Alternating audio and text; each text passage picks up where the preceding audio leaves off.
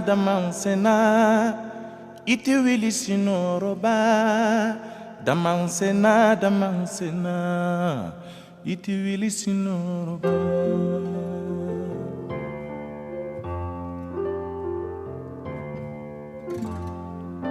Damansena, iti wili sinoroba. Damansena. Située en Afrique de l'Ouest, la Guinée est un pays couvrant une superficie de 245 857 km² avec une population estimée à environ 12 millions d'habitants en 2013, selon le recensement général de la population et de l'habitat.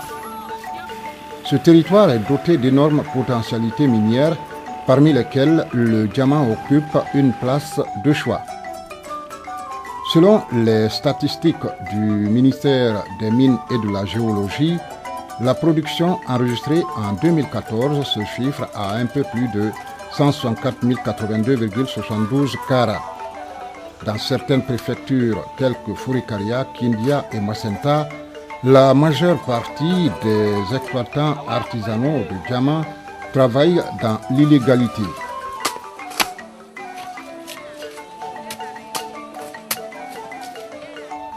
Cependant, la quasi-totalité de la production en Guinée se fait avec des outils rudimentaires à partir de méthodes non conventionnelles. Ces chercheurs de diamants ne donnent guère d'importance aux techniques qui pourraient accroître leur production en préservant l'environnement. La recherche de cette pierre précieuse n'est pas sans effet nocif sur l'environnement. En témoigne l'exploitation sauvage des terres dans plusieurs régions du pays. Un site d'exploitation artisanale à Furikaria, à une centaine de kilomètres de Conakry. Des dégâts considérables.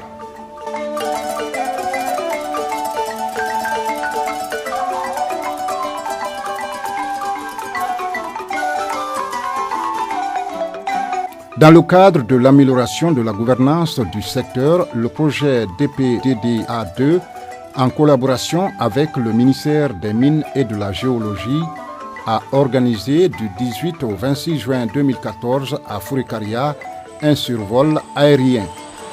La mission conduite par une équipe du projet et des experts de l'USGS avait pour but de réaliser la photographie aérienne des zones d'exploitation artisanale du diamant et mener une campagne de sensibilisation autour de cette activité de survol aérien. L'objectif de cette opération est de collecter des données d'observation du site, de faire le profil des tranchées, d'interviewer des mineurs, de survoler et prendre des images aériennes avec l'hélicoptère miniature dans les zones d'exploitation artisanale du diamant à Furikaria. Au finish, les photographies aériennes des 5 sites miniers sont disponibles ainsi que les données d'observation des sites et le profil des tranchées.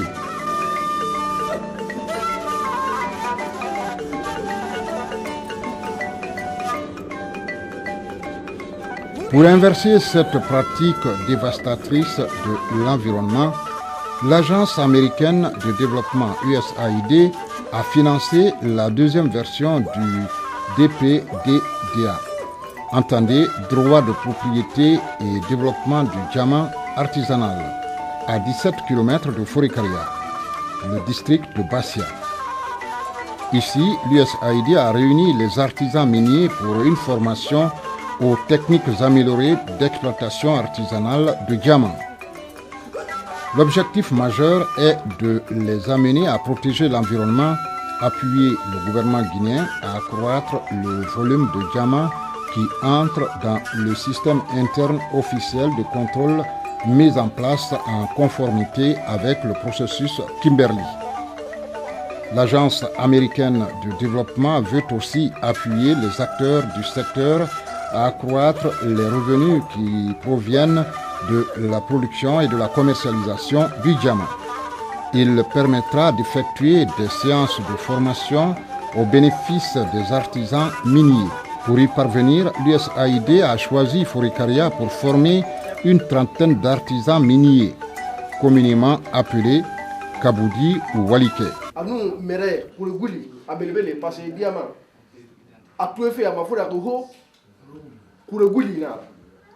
Ce module est élaboré pour apporter une solution dans la gestion des efforts et la préservation de l'environnement dans l'exploitation minière. La technique d'exploitation améliorée consiste, n'est-ce pas, à mettre en place une nouvelle méthodologie qui permettrait, n'est-ce pas, à ces exploitants de se remettre en question. L'appui apporté est inestimable en faveur de nos communautés. On a des zones aujourd'hui à Banankoro, par exemple, où l'élevage et l'agriculture ne sont plus possibles parce que ça a été une exploitation sauvage, non contrôlée, non accompagnée par l'État, où l'État était complètement absent. Ces zones aujourd'hui demandent des milliards aujourd'hui pour être restaurées en vue d'amener ces populations à y exercer les activités d'hier, notamment l'élevage et l'agriculture.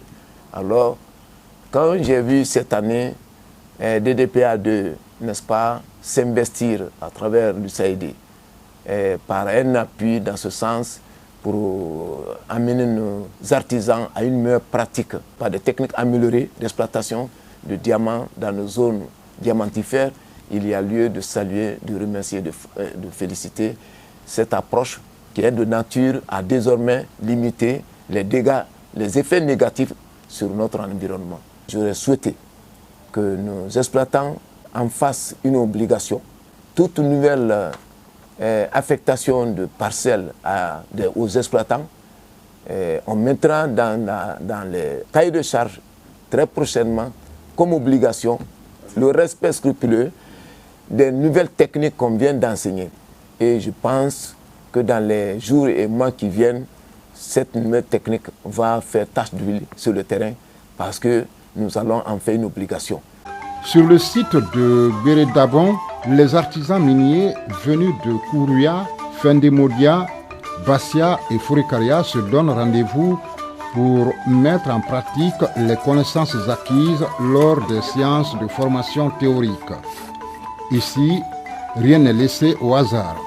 Le formateur Hervé Frédéric Pounou, choisi par l'USAID pour la mise en œuvre du projet, commande la troupe. Tout commence alors par l'identification du site, suivi de la prospection. Ce choix du site est une étape importante. Il est souvent négligé, mais s'avère d'une nécessité considérable. Tout se fait suivant les caractéristiques géographiques et physiques de la zone. Le diamant guinéen est essentiellement alluvionnaire. De ce fait, il s'accumule facilement dans les endroits où la vitesse de l'eau est brusquement réduite lors de son écoulement. Les racines d'arbres constituent aussi de grandes barrières pour les diamants qui ont tendance à les stopper et accumuler. Il se peut aussi que le bedrock présente des trous creusés par l'eau ou causés par un phénomène géologique que l'on appelle dans le jargon des artisans miniers marmite. Ces trous arrivent à renfermer une quantité importante de pierres.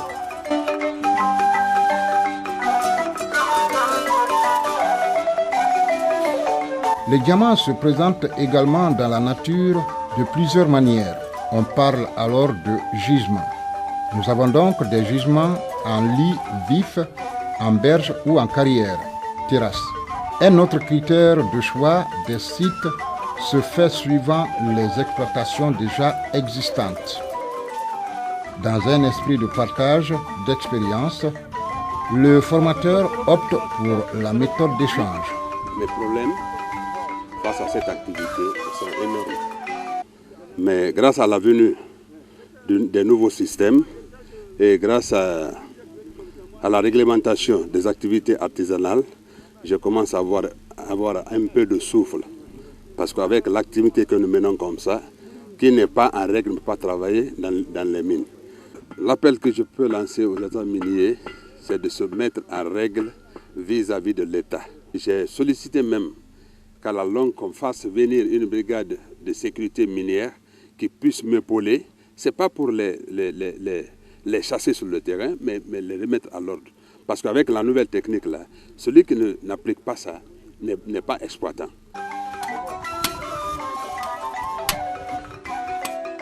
La prospection consistant à déterminer la présence ou non des indices de diamants qu'on recherche est la première étape de cette formation pratique. Différentes dimensions de puits sont faites en fonction du type de terrain.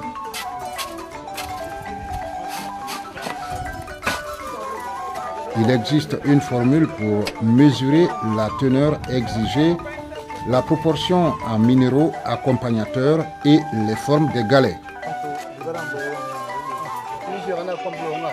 La réduction du volume et de la vitesse de différenciation du lavage de gravier de chaque puits sont entre autres aspects à ne pas négliger.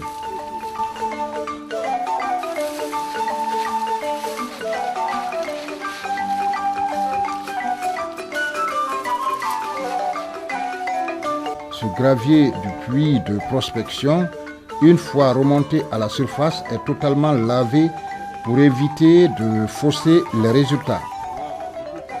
Les artisans miniers, communément appelés Kaboudi ou Waliké, y trouvent un intérêt particulier.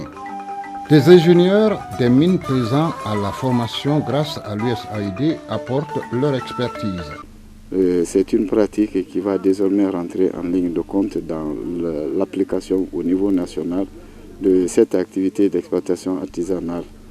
Et d'après mes chefs, il avait été décidé que sur cette base que nous sommes en train de mener dans le domaine des techniques améliorées, ça sera quelque chose qui sera institutionnalisé désormais dans les critères d'obtention des parcelles. Et que quelqu'un qui ne réalise pas ça désormais, même s'il est titulaire d'un titre officiel, il va être retiré. Il faudrait que les gens se donnent la main parce que c'est une activité pour la mener. Il faut être motivé, il faut avoir la volonté même de la réaliser. Et si tel est le cas, ça aura un impact très positif sur la protection de l'environnement et la récupération d'un taux maximum de diamants, surtout dans les zones hautement minéralisées. Et désormais, les gens vont minimiser les pertes de diamants à la production. Et ça permettra également de réaliser d'autres activités génératrices de revenus. Et sur le plan sécuritaire aussi, ça peut protéger les populations et les animaux contre les accidents éventuels dans les trous béants qui restent derrière les gens pendant l'exploitation. Le but essentiel de cette technique, c'est la restauration des domaines qui ont été exploités par l'artisanat, dans le domaine minier. Donc le fait de restaurer et de faire revenir la couche végétale à sa place, donc c'est un grand atout pour la préservation de la nature.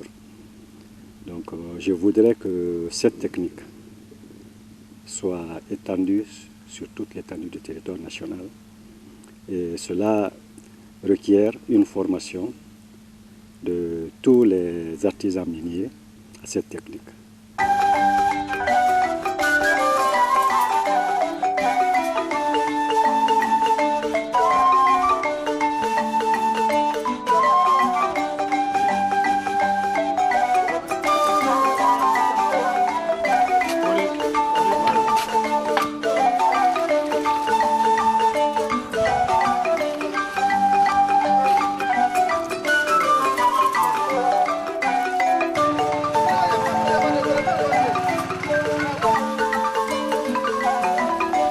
Après la prospection vint l'exploitation du chantier.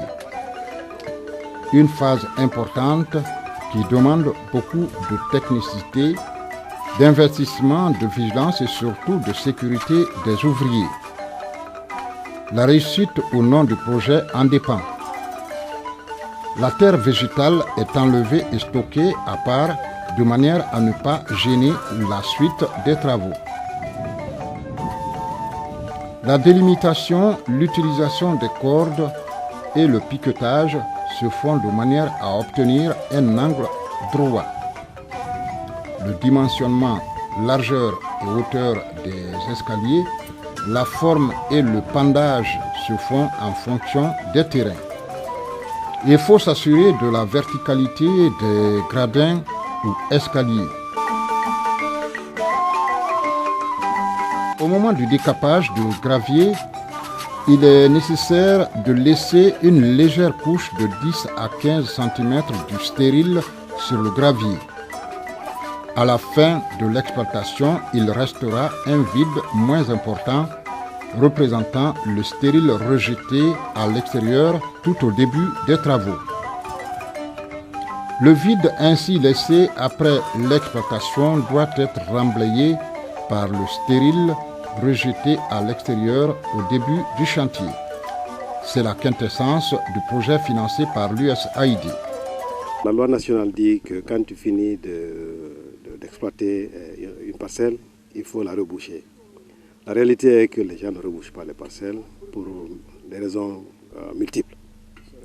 Alors nous avons pensé que pour encourager un peu la restauration environnementale, il est important de voir dans quelle mesure on peut promouvoir une technique qui combine à la fois exploitation et restauration.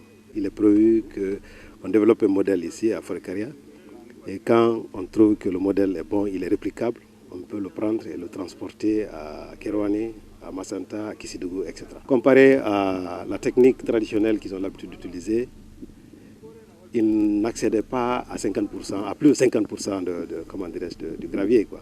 Donc nous pensons que ça va un peu améliorer en fait, la production. Ensuite, nous pensons que ça va leur permettre aussi de contribuer à la protection de l'environnement. Nous avons prévu aussi de les aider à investir un peu dans les activités génératrices de revenus, quoi, qui sont tout à fait différentes des activités artisanales, quoi. Parce que le diamant, il va finir. Alors après ça, il faut penser à quel type d'activité génératrice de revenus pour investir, quoi, en fait. Pour la phase de réhabilitation du chantier, le vide est comblé dans un premier temps avec des stériles rejetés à l'extérieur au début du chantier. Ensuite, on ramène la terre végétale qui a été décapée et stockée non loin au moment de la préparation du chantier. Une fois le chantier réhabilité, les artisans miniers sont plus que satisfaits de cette nouvelle technique d'exploitation artisanale du diamant financée par l'USAID. USAID anu tetratek ebara muhumali wali na hanne ki moharaba alalagi wali fanyinara wali nara na hanno me mali de khassi suto apiti sama kanare amon na dangi imon sigama wali ra kanare par étape ami toro ma kanare ami tagam ma kanare ami fatigue ma sessi après maintenant imono ma grave yolu de gambira na dangi gambi. Avant, moi, je pratiquais ça. Donc, à travers de cette formation, j'ai eu des connaissances améliorées. Avant, on creusait les trous sans remplir. Je vais lancer un appel à tous les Kaboudi de suivre cette formation et de pratiquer aussi après cette formation. Barami ambolo, ankanka fo andignoliye, anyi barla nyamin kayante, amba boya nala sonda ma amfana wato nyinde ire ka laila. Akanga Kenya indema nimi maso machine woni gouvernement de a nyabola traité que usede me weltani ke gouvernement vraiment be beydu men tambitade fi be golle do de parce que men andi ko golle wondude important vraiment be do nafay lendi mam men gollay lendi joma leden kadi gollay hara problème wada.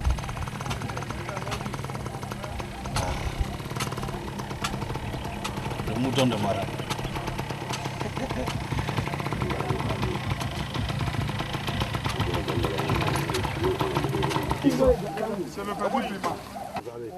Voilà. Il y a combien? Est-ce que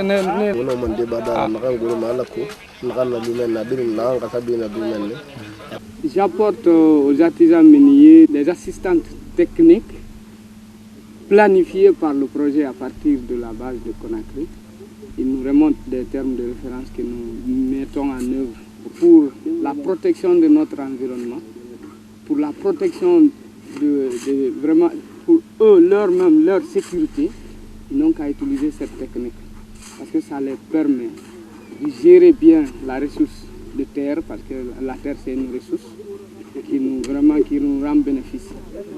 Quand ils exploitent le diamant, ils finissent, que quelqu'un d'autre aussi vienne exploiter cette terre où ils ont exploité le diamant. L'exploitation en galerie, appelée Konou par les artisans miniers, évite les accidents qui peuvent être fatals. D'où l'appropriation de ces bonnes pratiques. Les artisans miniers ne doivent pas beaucoup travailler sous un soleil accablant. Ils doivent aussi se reposer suffisamment après la fin de la journée et doivent avoir aussi au moins un jour par semaine de repos et manger suffisamment. Avec cette pratique, l'artisan minier se voit dans l'obligation de réhabiliter son site après les travaux d'exploitation. L'article 64 de la nouvelle loi minière est clair sur le sujet. Citation. Le titulaire d'une autorisation d'exploitation a l'obligation de restaurer le site d'exploitation couvert par son titre minier. Fin de citation. Les trous laissés par l'exploitation constituent un danger non seulement pour la faune, mais aussi pour la population qui emprunte ces chemins pour ces diverses activités comme la chasse, la cueillette, la pêche, etc. La réhabilitation constitue un enjeu majeur pour la lutte contre la désertification et la préservation de notre écosystème. Cette technique facilite le rebouchage du chantier épuisé et une bonne réhabilitation. Je suis déjà très heureux de voir ces artisans miniers maîtriser la technique que je les ai apprise. Ils m'ont montré leur volonté à la réussite de cette activité. Avec la nouvelle technique qu'on les a apprises, on a réhabilité le chantier. Le chantier a été réhabilité complètement. Là, vous voyez la terre végétale qui a été remise à la fin. Et maintenant, ce qu'il nous reste à faire, on attend la sédimentation. Dès que la terre se sédimente, on procède maintenant au planting des arbres fruitiers afin qu'elles puissent donner de l'argent d'ici demain aux propriétaires de ce chantier. Je demande à ce que Tetra Tech appuie beaucoup plus ces artisans miniers, en partenariat avec l'USAID, qu'on appuie ces artisans miniers afin qu'ils puissent vulgariser cette technique sur l'ensemble du territoire guinéen. Big up toujours, big up, big up, big up, big up, big up.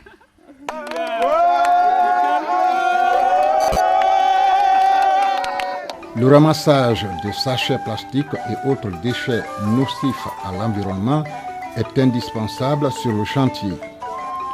Les sachets peuvent s'enfuir sous la terre au moment du remblayage et empêchent les jeunes plants de pousser. La durée de vie de chaque objet cité est estimée, sachets plastiques 100 à 400 ans, bouteilles plastiques 10 à 1000 ans, canettes en aluminium 200 à 500 ans. Le recyclage donc de ces substances est une nécessité et l'USAID devrait en faire son cheval de bataille pour sécuriser les sites réhabilités. Le projet financé par l'USAID apporte une assistance technique et organisationnelle aux paysans miniers et leur communauté pour la promotion des techniques améliorées d'exploitation minière, la restauration environnementale et le développement économique. La réhabilitation du chantier avec de bonnes espèces de plantes permet une régénération sans trop dénaturer l'environnement, car la dénaturalisation du milieu peut provoquer un appauvrissement de celui-ci, une pratique ne permettant pas aux plantes de repousser.